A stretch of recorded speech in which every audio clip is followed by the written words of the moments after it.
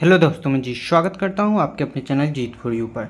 जैसा कि आपको मालूम है कि अपनी 25 तारीख को ओलंपियाड की परीक्षा होने वाली है, तो उसी के संबंध में मैं क्लास 2 से लेकर 5 तक के लिए तो हिंदी की प्रैक्टिस करा रहा था। तो 3-4 वीडियो मैंने पहले भी बना दी हैं। अगर आपने वो वीडियो नहीं देखी तो लिंक आपको डिस्क्रिप्शन में मिल जाएगी, वहाँ से जाकर आप देख सकते हैं। यहाँ पर पद्यांश नंबर 3 से अपन स्टार्ट करेंगे। इससे पहले वाली वीडियो में पद्यांश 2, 1 सभी कंप्लीट कराया हुआ है मैंने, तो उसको भी आप जाकर देख लेना, ठीक है ना।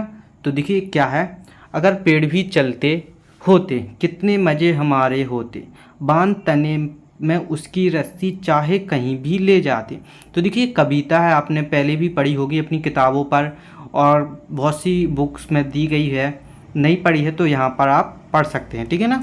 आगे क्या है, उनके नीचे हम छिप जाते, भूख सताती अगर अचानक, तोड़ मधुर फल उनके खाते, आती कीचड़ बाढ़ कहीं तो झट उनके ऊपर चढ़ जाते, ठीक है ना। तो इस तरह से कविता है। तो इसके कुछ प्रश्न दिए गए हैं इसी के नीचे, अपन उनको देखेंगे। ये अपने प्रश्न रहे। तो प्रश्न क्या कहता है अपना, पेड़ को क्यों बांधता है? पेड़ को कहीं ले जाने के लिए बांधा है ना, कहीं ले जाने के लिए। ओके। धूप सताने पर क्या करते, पेड़ के नीचे बैठ जाते। कहाँ पर बैठ जाते? पेड़ के नीचे। भूख सताने पर फल कौन खाएगा? बच्चे। कौन खाएगा? बच्चे, ठीक है ना। पेड़ के ऊपर कब चढ़ जाना है? कीचड़ बाढ़ आने पर। कब चढ़ना है? कीचड़ और बाढ़ आने पर चढ़ना है। जाते शब्द की समान ध्वनि वाला शब्द है। तो जाते शब्द की समान ध्वनि फल नहीं है, मधुर नहीं है, सताती नहीं है, खाते। जाते खाते समान ध्वनि एक से आ रहा है लास्ट वाला अक्षर, तो यानी कि समान ध्वनि वाला शब्द है। तो आंसर क्या हो जाएगा ना, बी नंबर वाला आंसर हो जाएगा। अब पद्यांश 4 यहाँ पर लग जाता है अपना, ठीक है ना। तो इसको अपन पढ़ लेंगे। पद्यांश क्या कहता है, मुझको ऊंची मिले हवेली, ये बहुत ही अच्छी कविता है। या मिल जाए राजमहल, छप्पर की कुटिया हो चाहे, पेड़ों की छाया शीतल, मेरे घर ये नहीं बनेंगे, चाहे हो कितने सुंदर, मेरी माँ जिस जगह रहेगी वहीं बनेगा मेरा घर। तो देखिए कितनी बढ़िया कविता है, आपकी किताबों में भी मिलेगी, आप भी पढ़ लीजिए, ठीक है ना। हवेली शब्द का अर्थ क्या है? हवेली शब्द का अर्थ शीतल, नवेली, कविता, सुंदर। हवेली शब्द का अर्थ क्या है? सुंदर, ठीक है ना। बच्चा रहना चाहता है, बच्चा कहाँ रहना चाहता है? तो देखिए माँ के साथ। बच्चा किसके साथ रहना चाहता है? माँ के साथ। महल बनता है, महल कैसे बनता है?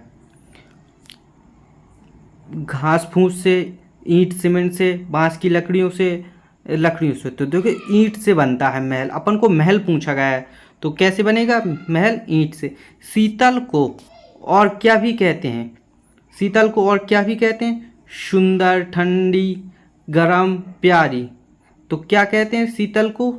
ठंडी कहते हैं, ठीक है ना। क्या कहेंगे? ठंडी। आगे जो शब्द दिया गया है, ये शब्द क्या मिलकर बनेगा? देखो राजमहल क्या बन जाएगा? राजमहल, जो को अपन को डी नंबर ऑप्शन में दिया गया है, ठीक है ना। तो ये अपन ने कंप्लीट कर ली। अब यहाँ पर देखिए अपन को क्या दिखा, शुद्ध और अशुद्ध वर्तनी। तो अपन को शुद्ध वर्तनी छांटनी है। प्रश्न क्या है अपना, नीचे लिखे शब्दों में सही वर्णी वाला शब्द है। सही वर्णी वाला शब्द कैसा है? गृहिणी कैसे लिखा जाता है? ए नंबर वाला। इस तरह से अपन गृहिणी लिखते हैं। गृहिणी लिखने के लिए अपन इस तरह से इस्तेमाल करते हैं, ठीक है ना, इस तरह से, ना कि ए वाला। ये अपना गलत हो जाएगा। ए नंबर कौन सा है अपना? सही है। आगे नीचे लिखे शब्दों में सही वर्तनी वाले शब्द है। अब आशीर्वाद, तो बहुत से लोग आशीर्वाद इस तरह से लिखते हैं, इस तरह से लिखते हैं, तो ये दोनों ही गलत हैं। ये तो पहले ही सी गलत है। आशीर्वाद बी नंबर वाला अपना सही होगा। इस तरह से सही आशीर्वाद लिखा जाता है, ठीक है ना। अगर आपको कोई भी क्वेश्चन में डाउट आता है तो आप कमेंट करके पूछ सकते हैं। और मेरे टेलीग्राम चैनल को जरूर ज्वाइन कर लेना, वहाँ पर PDF फाइल और मोस्ट इम्पॉर्टेंट और परीक्षा से रिलेटेड मैं वहाँ पे अपडेट डालता रहता हूँ, ठीक है ना। जैसे कभी वीडियो नहीं बना पाई तो वहाँ पर बहुत सारे अपडेट शेयर करता रहता हूँ, तो उसको ज्वाइन कर लीजिए, ठीक है ना। अगला शब्द है शुद्ध वर्तनी वाला शब्द है कर्मवीर। तो बी नंबर का अपना सही हो जाएगा कर्मवीर, ठीक है ना। शुद्ध वर्तनी वाला शब्द है कृपा। कृपा भी अपना बी नंबर वाला सही हो जाएगा, ठीक है ना।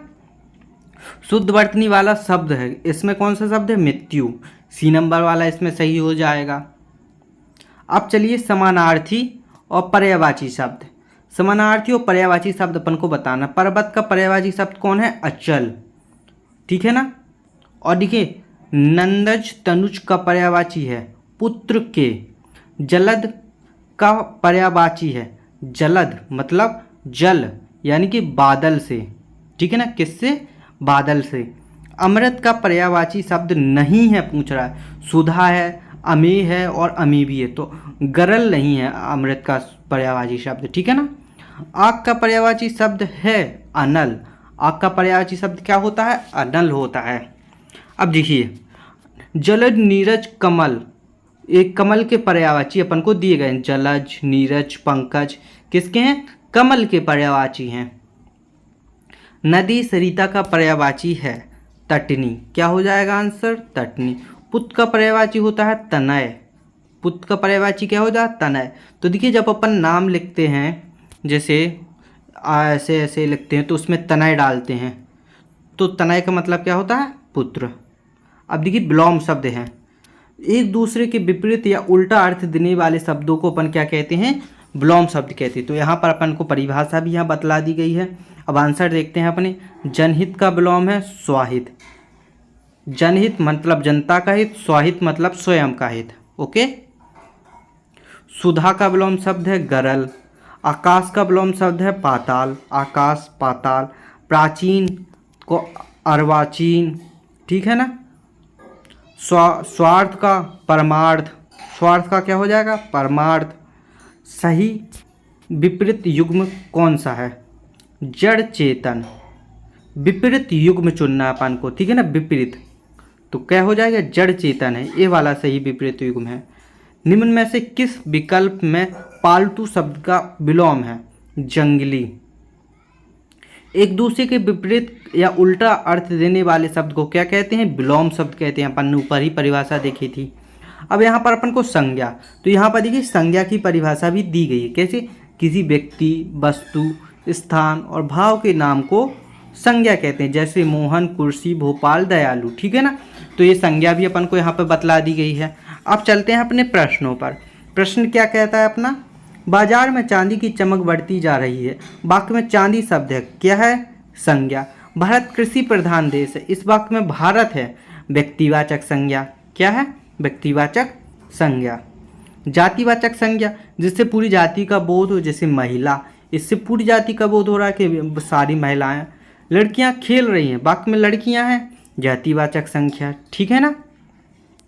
संज्ञा शब्द के स्थान पर प्रयोग किए जाने वाले शब्द क्या कहलाते हैं? सर्वनाम। संज्ञा शब्द के बदले बोले जाने वाले शब्द भी सर्वनाम कहलाते हैं, ठीक है ना। जातिवाचक संज्ञा के अंश है गाय। व्यक्तिवाचक संज्ञा के उदाहरण है हिमालय। अब देखिए अगला है, किसी भी वस्तु, व्यक्ति या गुण, भाव और व्यक्ति का नाम बताने वाले शब्द क्या कहलाते हैं? संज्ञा कहलाते हैं, ठीक है ना। अब देखिए अनेकार्थी, ऐसे शब्द जिनके अर्थ होते हैं उन्हें अनेकार्थी शब्द कहते हैं। क्वेश्चन है, जो शब्द एक से अधिक अर्थ देते हैं वे कहलाते हैं, क्या कहलाते हैं? अनेकार्थी। अपन ने यही परिभाषा देखी अभी, ठीक है ना। आगे, पिताजी का पत्र आया। वाक्य में रेखांकित शब्द का अनेकार्थी है चिट्ठी। अनेकार्थी क्या हो जाएगा? चिट्ठी। कनक का अर्थ सोना है, तो कनक और किसे कहते हैं? धतूरा को भी कनक कहते हैं, सोने को भी कनक कहते हैं, ठीक है ना। पूर्व एक दिशा है और पूर्व किसे कहा जाता है? पूर्व यानी कि पहले, तो पहले शब्द को पूर्व कहा जाता है। मनका का अर्थ होता है मोती। क्या अर्थ होता है? मोती। हल का अर्थ होता है समाधान, ठीक है ना। मुहावरे और लोककृतियाँ, अब थोड़ी मुहावरे और लोककृतियाँ अपन देखेंगे। अपना मुहावरा है खून पसीना एक करना। मुहावरे का अर्थ क्या होता है? बहुत मेहनत करना। खून पसीना एक करना मतलब बहुत मेहनत करना। कमर कसना यानी कि कमर के लिए, काम के लिए तैयार होना। दाल न गलना, दाल न गलना, ठीक है ना। मुहावरे का अर्थ क्या है? सफल ना होना। टेढ़ी खीर होना, टेढ़ी खीर होना का अर्थ क्या है? कार्य कठिन होना, ठीक है ना। तो इस तरह से अपन ने लगभग 149 तक अपने क्वेश्चन कंप्लीट कर लिए हैं। इसके लिए बाद अपन अगली वीडियो में कंप्लीट करेंगे। इस वीडियो में इतना ही। अब क्या करना है आपको? इस वीडियो को अपने दोस्तों के साथ शेयर करना है और वीडियो को लाइक और चैनल को सब्सक्राइब करना। मिलते हैं ऐसी अगली वीडियो में, तब तक के लिए धन्यवाद।